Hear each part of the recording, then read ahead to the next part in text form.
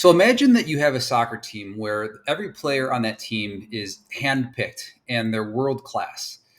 They also have a world class genius coach that has a mastery and understanding of the game.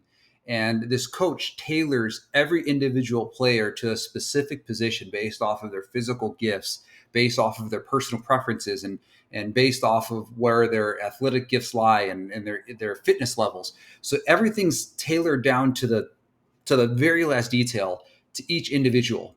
Now, imagine that this coach, though, when this team practices, they are practicing in a way that's like choreographed. So every ball that touches pre-planned. And what ends up happening is everything, like down to the last detail, is essentially a giant choreographed play for 60 straight minutes. And so anytime that there's a deviation from this, they go back and start it again to make sure that all the details are mastered and everything's right from the beginning. Now, imagine that this team of athletic studs with a genius coach goes and plays a group of amateurs, and the amateurs beat them 97 to nothing. And the reason why is because anytime there's a deviation from the details that they practice, this team of athletic studs has to ask the coach, hey, what do I do in this situation?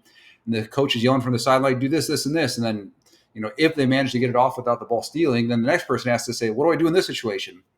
Meanwhile, the team of amateurs that are unathletic and out of shape, they know what their role is. They know in general what their teammate's role is, and they know what the mission of the team is, and everybody's bought into that mission. And so they're adaptable. So they're interchangeable in a way. Maybe one is very specialized to be an offense versus defense, but in a way, they both understand the concept of what the other's doing. So if there's a fast break or something like that, they could change roles in a beat.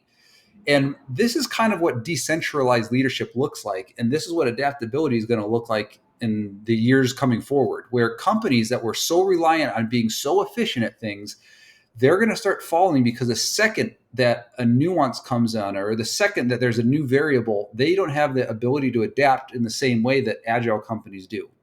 So shout out to the book Team of Teams. It's been a huge, awesome read so far. And I think it'd be a huge help for anybody to understand what is the leadership going to have to do in 2026 and beyond. And you as an individual, how are you going to have to adapt in 2026 and beyond with all the changes coming with AI and all that, and how to stay relevant and how to stay adaptable.